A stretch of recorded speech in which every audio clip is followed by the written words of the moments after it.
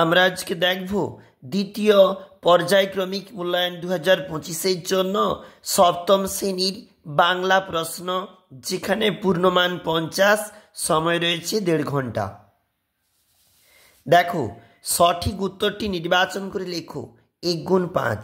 যে বৈজ্ঞানিক কারণে আপেল দৌড়ায় মাটির দিকে সেটি হলো মধ্যাকর্ষণ। ছেলেটি লণ্ঠন নিয়ে আসতে বলেছিল, উত্তর হবে রামাকে হবে। ভাস্কো দা গামা ছিলেন পর্তুগিজ। অসীমা হিল ইতিহাসের ছাত্রী। শুনলাম ইনি ড্যাশ। দেখবে, সংক্ষেপে উত্তর দাও 1 গুণ 5। মেঘচোর কাকে বলা হয়েছে? পুরন্দর চৌধুরীকে বলা হয়েছে। ভারতবর্ষের জাতীয় মন্ত্র কোনটি? উত্তর হবে সত্যমেব জয়তে। স্মৃতিচিহ্ন কবিতাটি কার লেখা? কামিনী রায়ের লেখা। রাত্রিকে কিভাবে স্বাগত জানানো হয়? পরিদের রানী দেখতে কেমন? এর পরের প্রশ্ন, এগুলা হচ্ছে 2 নাম্বারের। নিচে যাব, 4 দাগের যে প্রশ্ন বলেছে এগুলা হচ্ছে 3 নম্বরের প্রশ্ন।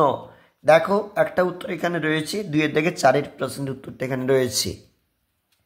চলে যাব পরবর্তী পেজ। এটা হচ্ছে পরবর্তী পেজ। কবিতা থেকে শব্দ চয়ন বলেছে।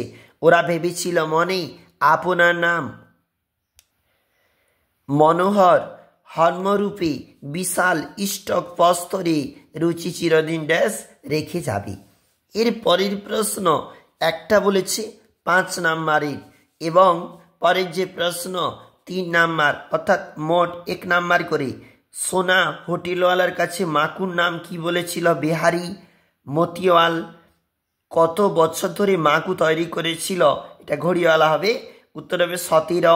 স্বর্গের সরুয়া নামটি কে দিয়েছিল? জাদুকর।